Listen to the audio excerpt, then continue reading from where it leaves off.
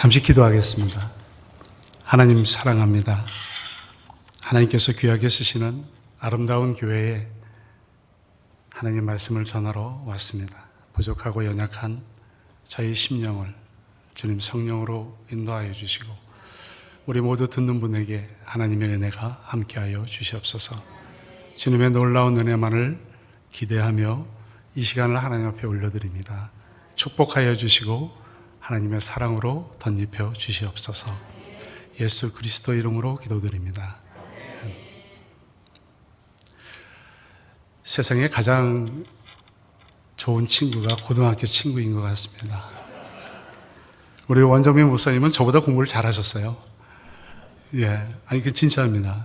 저보다 공부를 잘하시고 저도 경영학 박사로 교직에 제가 33년간 있었지만 우리 목사님은 고등학교 때 우열반이 있었어요. 그때 우수반이 있고 좀 이렇게 낮은 반이 있었거든요. 저는 그 우반에 들어가지를 못했습니다. 근데 우리 목사님은 그 우반에서 공부를 굉장히 열심히 하셨죠.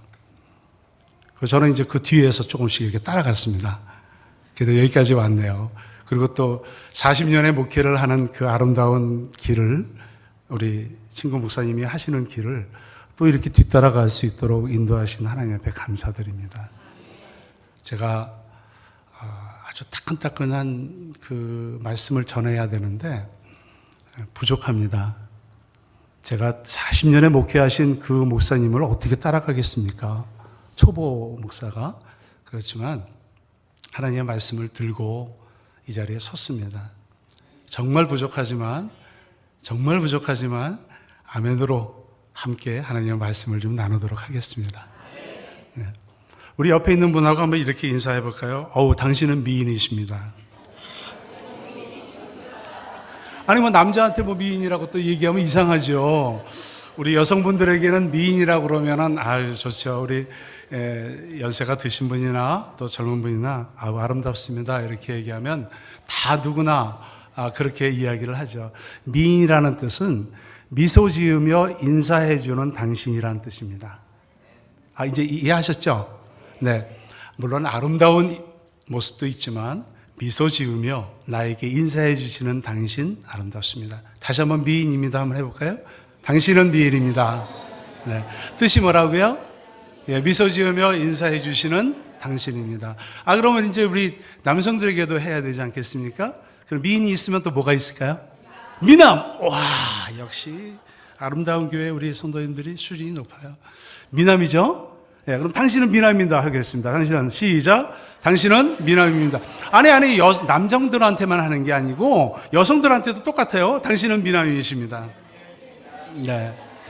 미소 지으며 남을 위해서 희생하시는 당신. 그런 뜻입니다. 제가 지은 겁니다. 어디 나와 있는 게 아니고 제가 우리 아름다운 교회에서 제가 무엇을 말씀을 드릴까 이렇게 생각하면서 첫 인사말은 우리 원정민 목사님께 감사의 인사를 드리고 정말 그 아름다운 목회의 길을 따라간 제 후배 목사로서 같은 고등학교 동창이긴 하지만 그러한 모습일 때 정말 여기 와서 이렇게 말씀을 전하라고 하는 그 이야기를 들었을 때 얼마나 떨렸는지 모릅니다. 처음 목회를 시작하고 신학을 시작할 때도 제가 떨리고 두려운 마음이었지만 지금도 이제 얼굴이 뻘겋습니다. 그런데 와서 말씀을 전하라고 그러는데 얼마나 제가 가슴이 떨렸는지요. 원고도 지금 다 못 외웠습니다, 솔직히. 그래서 부족하지만 그렇지만 또 감사 인사를 드리고 또 우리 성도님들한테는 정말 미인이시고 정말 미남이시고 그런 아름다운 모습이 이 아름다운 교회에서 풍성하게 이루어지기를 바라겠습니다. 아멘. 우리가 살아가면서 생활이 어렵거나 일이 잘 돌아가지 않을 때 하는 말들이 있습니다. 길이 안 보인다. 방법이 없다. 그렇게 얘기하죠. 그러면서 남의 탓도 하고 또 시대의 탓도 하고 또 사회 탓을 합니다. 그러나 남 탓을 한다는 그렇게 해서 달라지는 것이 있겠습니까? 저는 없다고 생각을 합니다. 사실은 길이 없어서 안 보이는 것이 아니라 우리의 시각이 너무 좁아서 그럴 수가 있습니다. 인도에 전해 내려오는 이야기가 있습니다. 인도의 한 마을에 두 개의 물동이를 들고 매일같이 우물가에 가서 물을 떠갖고 오는 그 농사꾼이 있었습니다.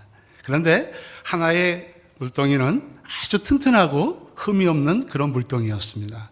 그런데 또 하나의 물동이는 중간에 금이가 있습니다.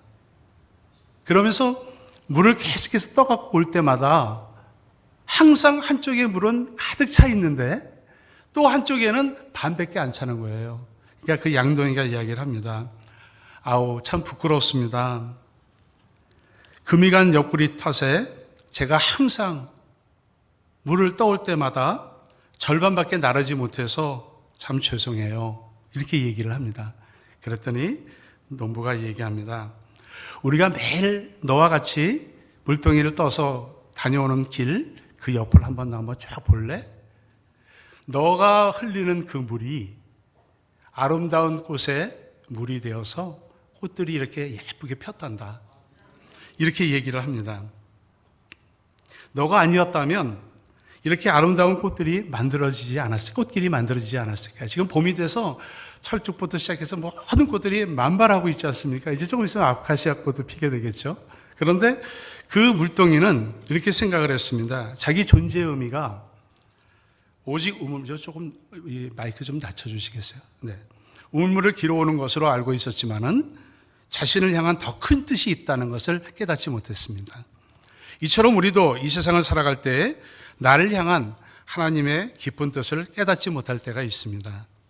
우리의 눈과 지식으로 판단할 때는 감사할 제목도 없고 불평과 원망과 낭망하는 일들로 가득하지만 믿음으로 하나님의 사랑과 은혜를 통해서 볼 때 우리의 흠과 또한 우리의 약점도 깊은 감사의 조건이 될 수 있습니다. 아멘.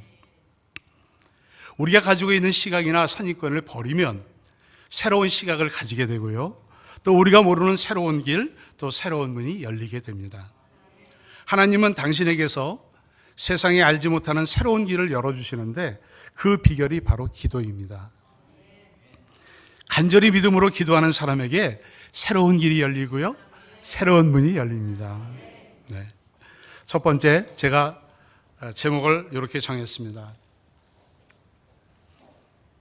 하나님의 뜻을 따라가는 길은 첫째, 새로운 시각이 필요합니다. 함께 읽어볼까요? 새로운 시각이 필요합니다.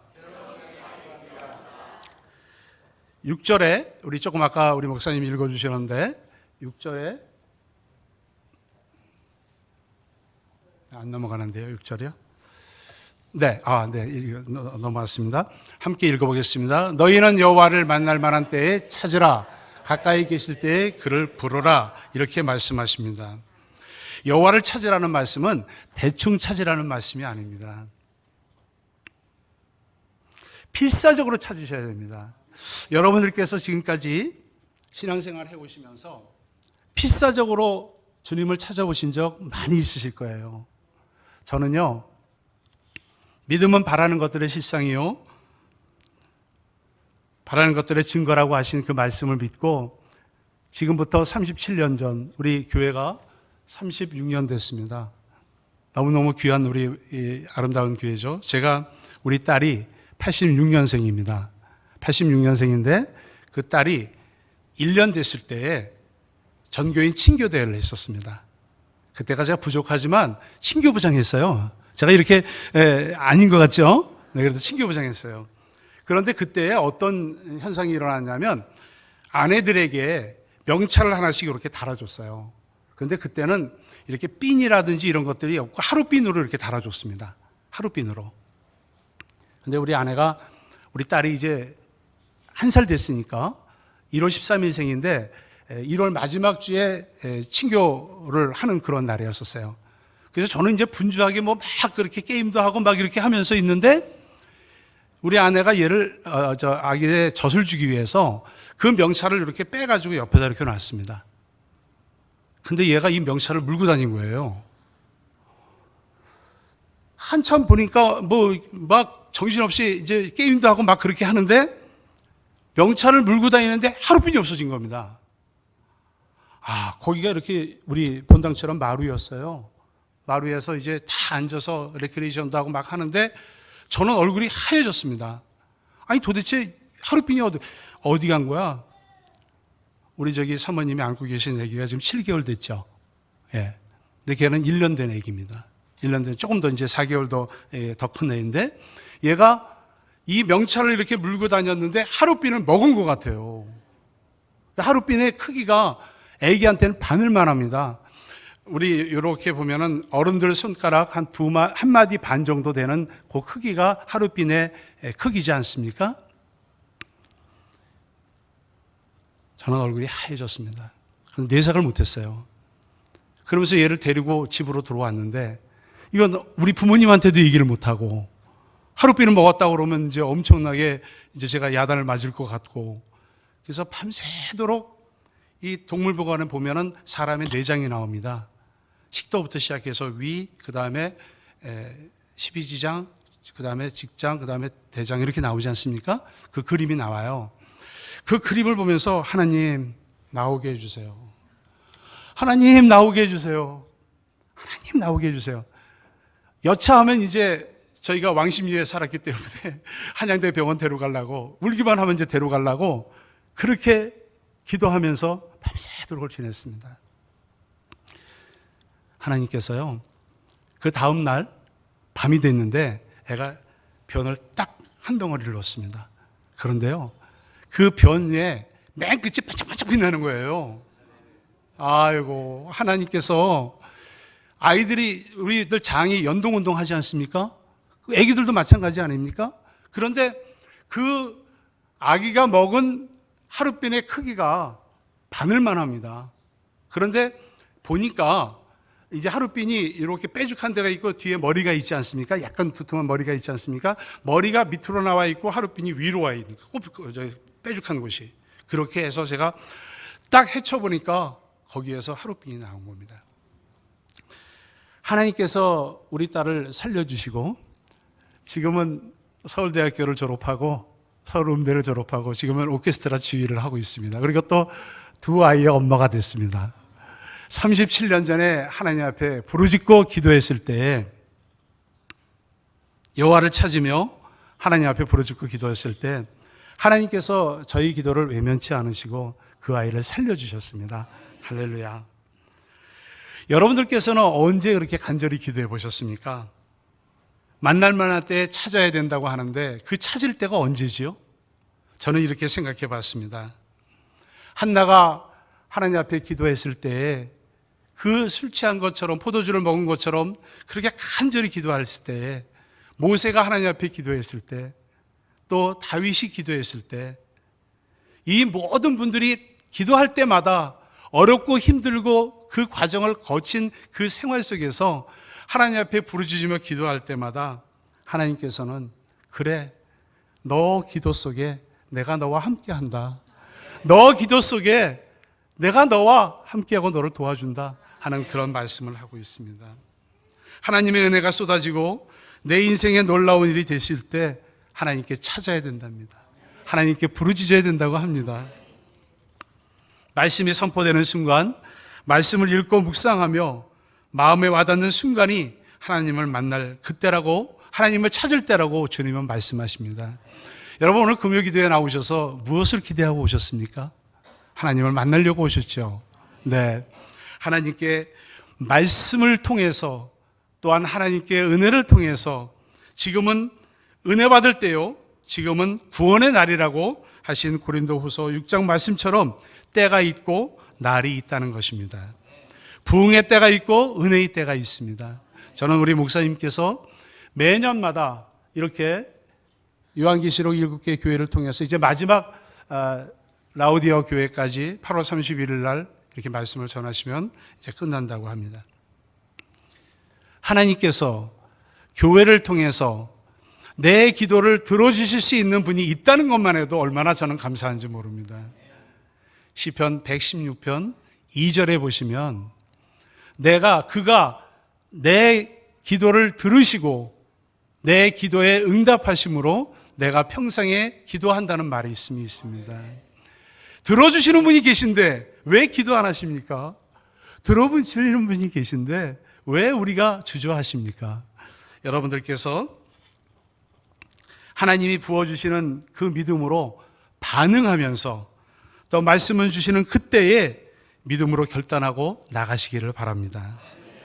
세상에서 주는 재미가 얼마나 많습니까? 핸드폰 하나이면 시간 가는 줄 몰라요.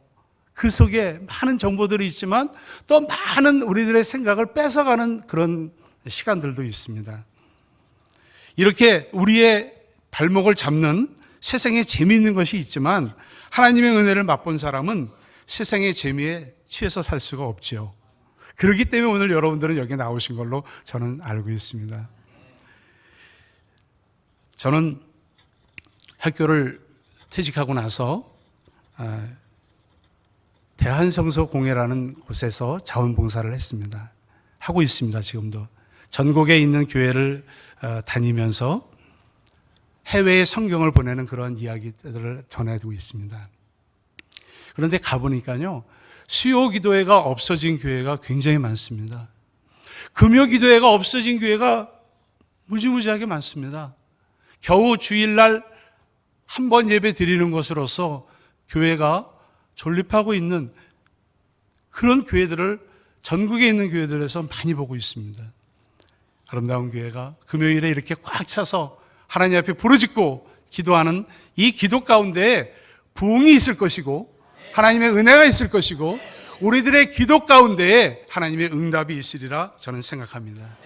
하나님은 살아계시고 항상 우리 곁에 계시지요.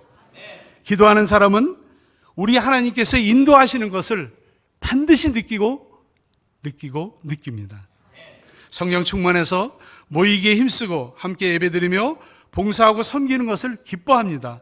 왜 그럴까요?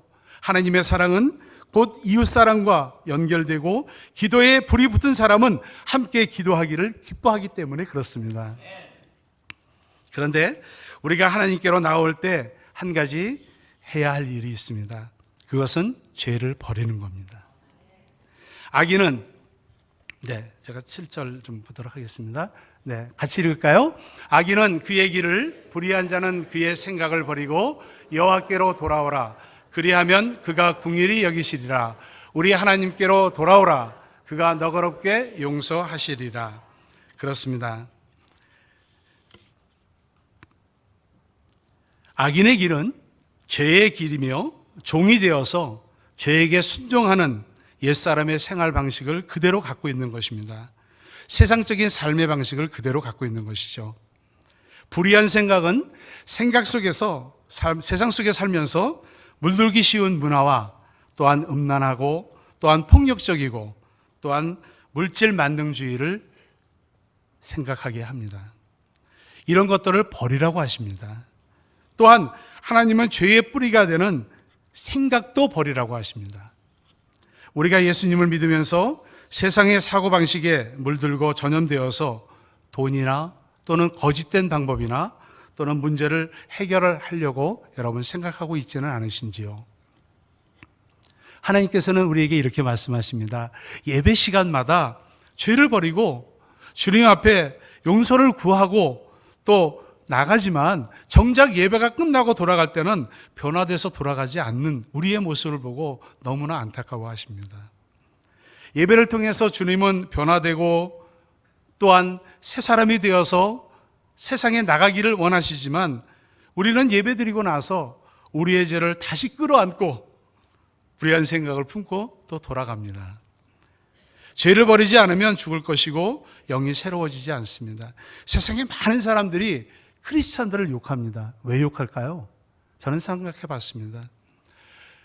하나님 전에 와서는 주여 주여 하면서 부르짖고 하나님 앞에 회개하고 하나님 앞에 새롭게 산다고 하나님 앞에 고백하고 회개하지만 뒤돌아서서 나갈 때는 내가 들어온 것과 똑같은 모습으로 나가서 세상 사람들한테 똑같은 모습으로 대하니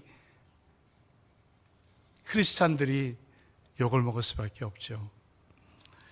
회개하라고 하시는 것은 심판하기 위해서 하시는 것이 아닙니다. 은혜를 주시기 위해서 회개하라고 하시는 겁니다. 회개는 하나님과의 첫사랑을 회복하고 초심으로 돌아가라는 겁니다. 회개할 때 새로운 시각이 보이는 것입니다. 425장 우리 한번 찬송 1절 2절만 해볼까요?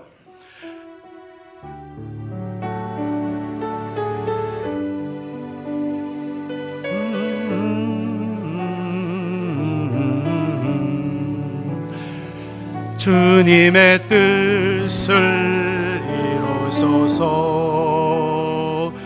고요한 중에 기다리니 진흙과 같은 날 빚으사 주님의 형상 만드소서. 2절 주님의 뜻을 이루소서.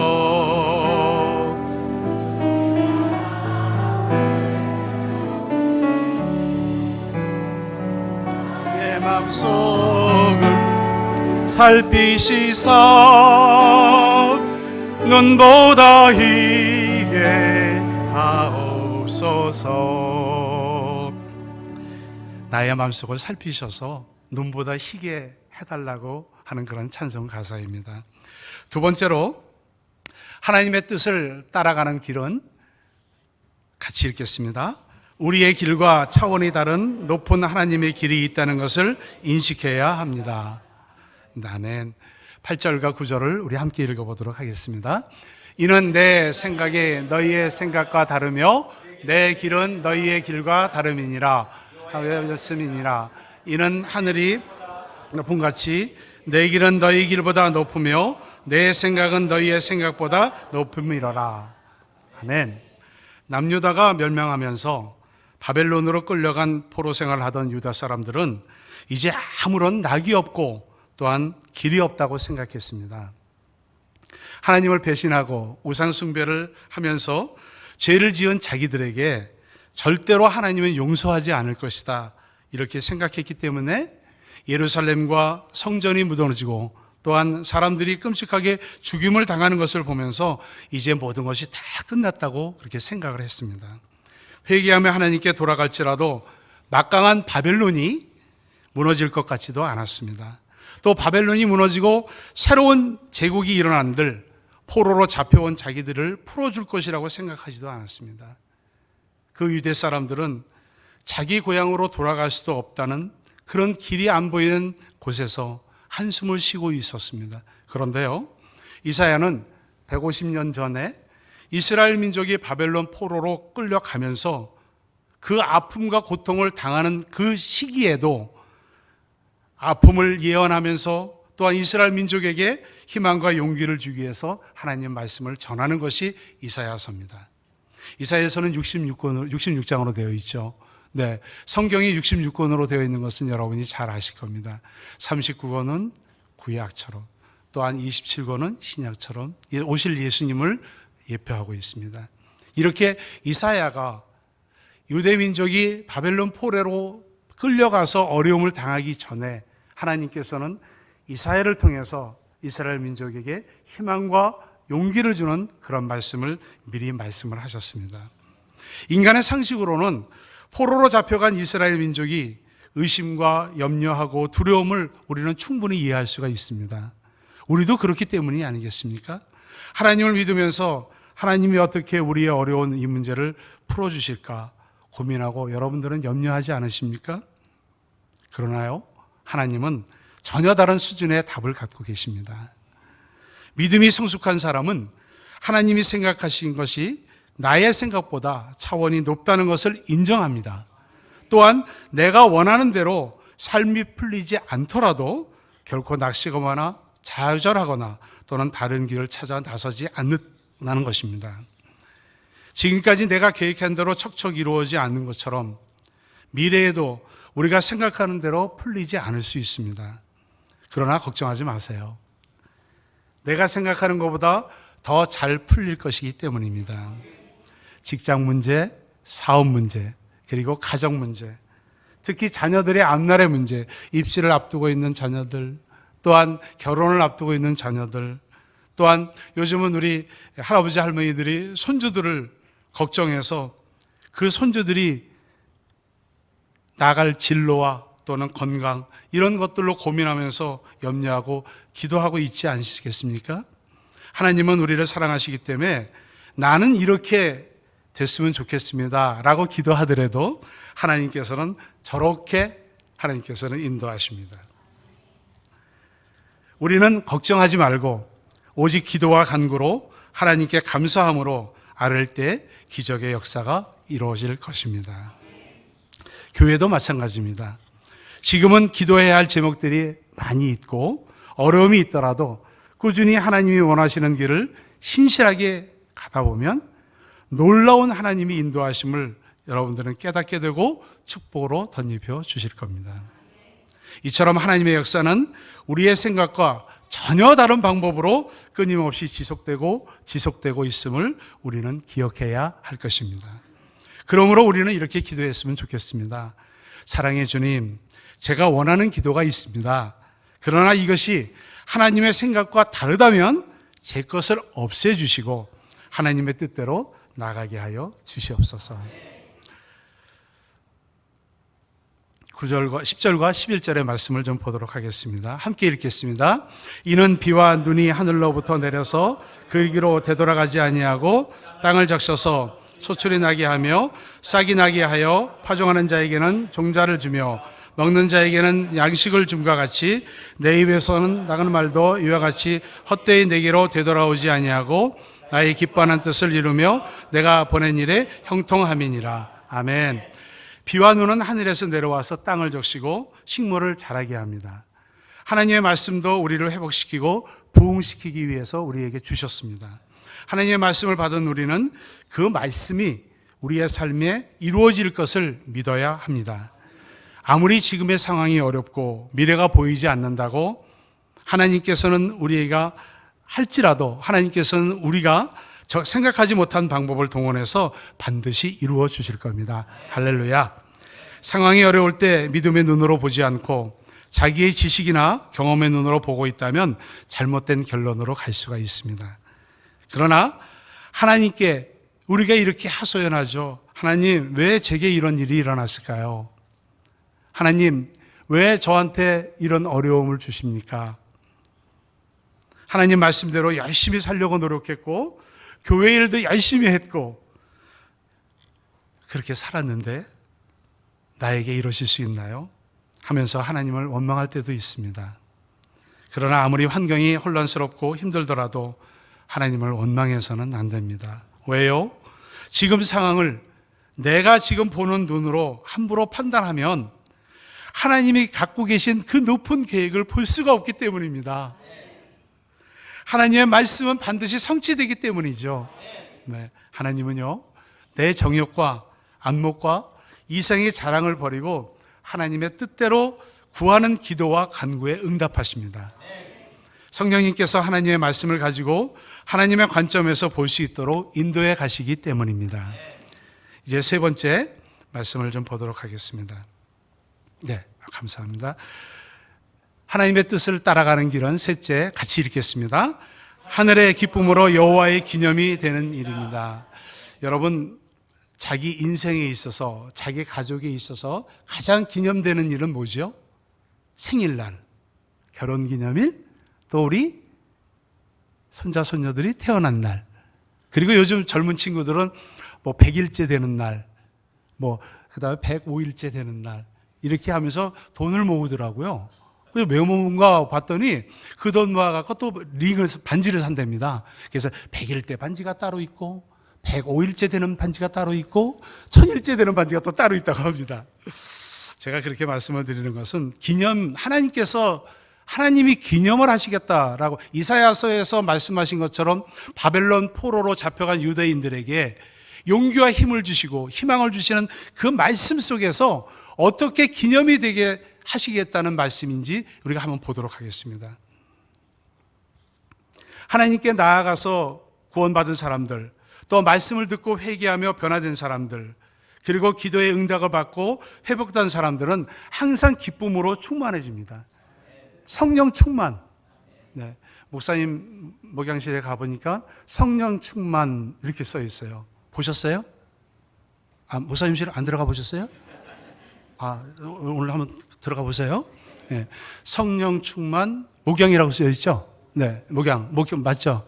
네. 그렇게 쓰여 있습니다. 그래서 우리 원 목사님은 성령으로 충만하신, 말씀이면 말씀, 기도면 기도. 제가 유튜브를 살짝 봤어요. 아침마다 또 점심마다 저녁마다 말씀 보내주시죠. 예. 그 낭낭한 목소리 어디서 나오는 거겠습니까? 성령 충만하면서 나오는 겁니다. 얼마나 감사한지 몰라요. 그래서 제가 우리 친구 목사님을 너무나 잘 뒀다. 이렇게 큰 교회에서 정말 하나님의 은혜 가운데 성도들에게 깊은 믿음의 신앙을 자라게 할 수 있는 그 성령 충만한 목사님을 모시고 사는 우리 성도님들은 얼마나 행복할까? 나도 이 교회로 나올까? 이렇게 생각을 하고 있습니다.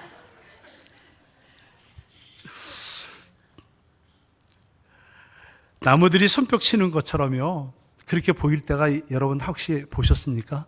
제가 기쁘고 내가 희망이 넘치고 어떤 일들이 기도했을 때 이루어졌을 때 나무들이 막 손뼉 치는 것처럼 보이는 저는 희망의 기쁨들을 봤습니다. 언제요? 우리 첫 아들을 낳았을 때. 네.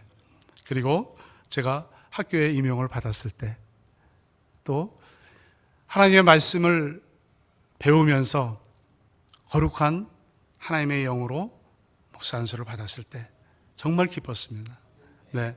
우리 성도님들께서도 자그마한 일부터 큰 일들까지 하나님께서 주시는 그런 기쁨들이 충만한 우리 성도님들이 되시기를 기도하겠습니다. 아멘.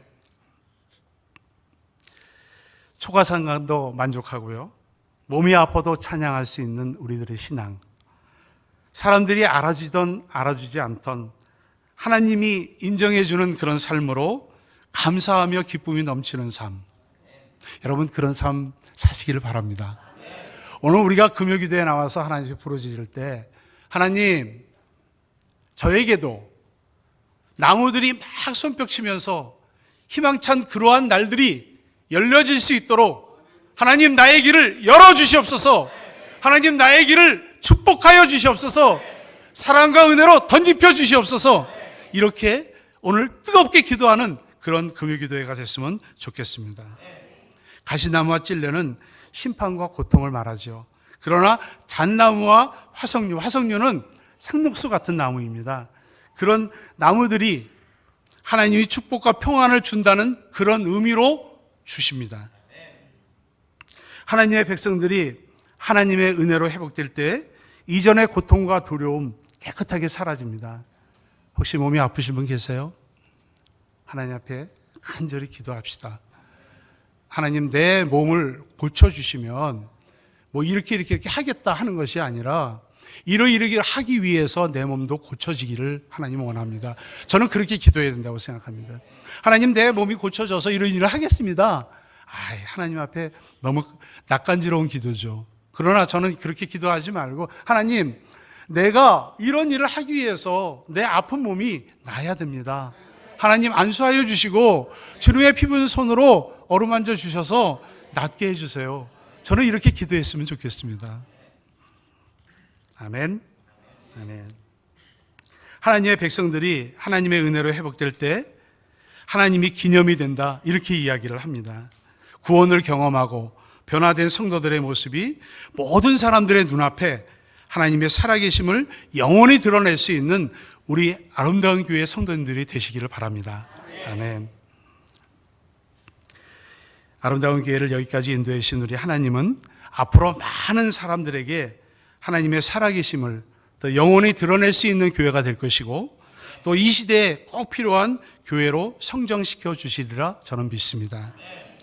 미가서 6장 8절에 보면, 사람아 주께서 선한 것이 무엇임을 내게 보이셨나니 여호와께서 내게 구하는 것은 오직 정의를 구하며 인자를 사랑하며 겸손하게 내 하나님과 함께 행하는 것이다, 이렇게 말씀하십니다.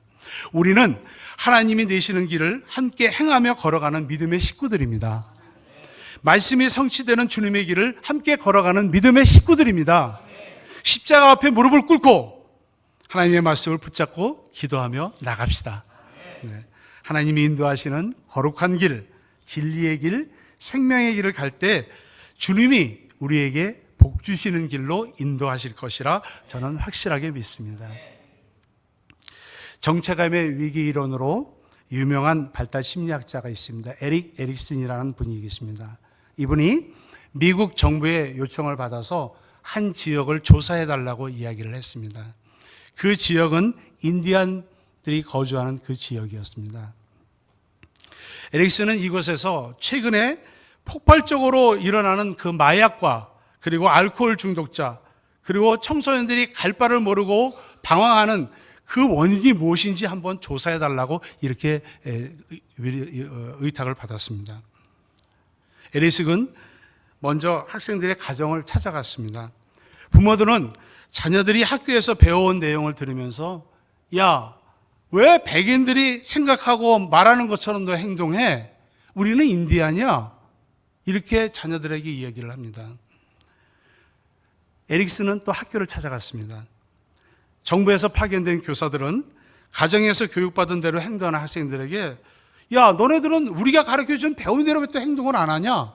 이렇게 얘기를 합니다. 아이들은 가정에서나 학교에서나 자신이 누군지 어떻게 살아가야 될지 배우지를 못했습니다. 심각한 사회의 원인이 에릭슨이 뭘까라고 생각해 보니까 잃어버린 아이들 속에 무력감과 좌절감이 있었던 것입니다. 정체감이 없는 거죠. 우리는 이 세상을 살아갑니다. 하나님 나라의 뜻을 두고 살아가면서 이 땅에 살아갑니다. 여러분 이렇게 살아가면서도 여러분 방황하지 않습니까? 저는 많이 방황했습니다. 우리의 정체성이 어디 있을까? 어디에 있을까라고 생각하십니까? 말씀 속에 있습니다. 이 말씀 속에 있습니다. 십계명에서 세 번째 계명은 하나님의 이름을 망령되게 부르지 말라고 합니다. 그럼 어떻게 하나님의 이름을 망령되게 부르지 않는 겁니까? 저는 생각해 봤습니다.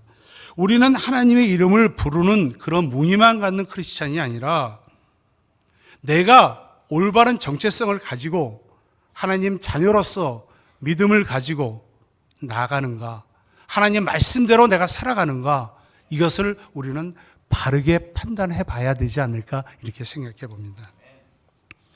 우리가 그렇게 살지 않는 것이 하나님의 이름을 망령되게 하는 것이다. 저는 그렇게 생각합니다.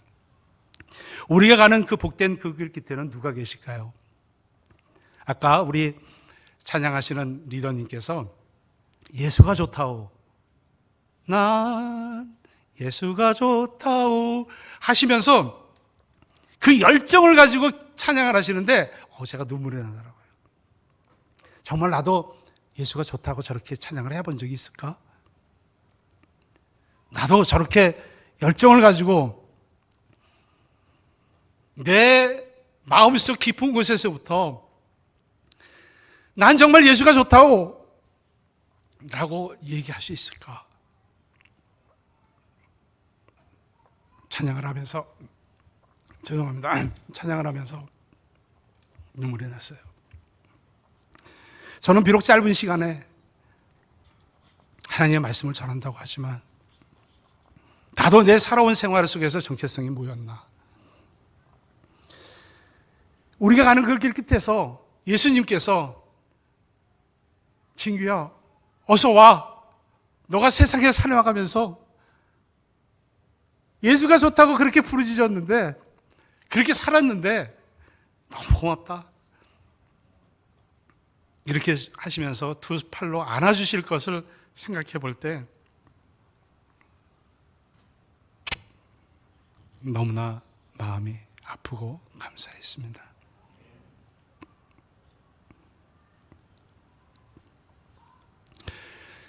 제가 12절, 13절을 성경 말씀을 읽지 않고 그냥 넘어갔죠.